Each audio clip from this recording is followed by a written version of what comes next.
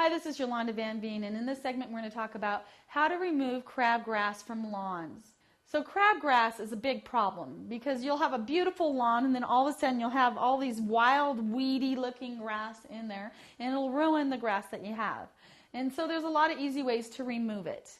And you can put boiling water right on the plant. It will kill the plant immediately. Or you can try to pull it up piece by piece.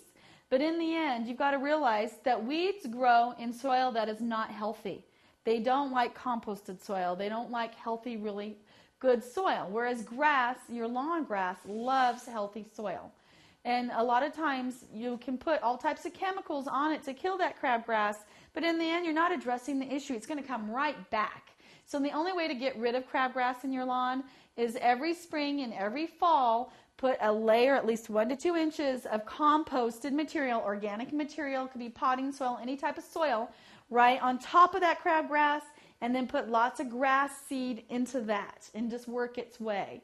And by putting the new grass seed in and the compost over that crabgrass, eventually the new grass will win. And if you do it every spring and every fall, you will find that you will have the most beautiful lawn in the neighborhood without using any chemicals, and you'll be crabgrass free.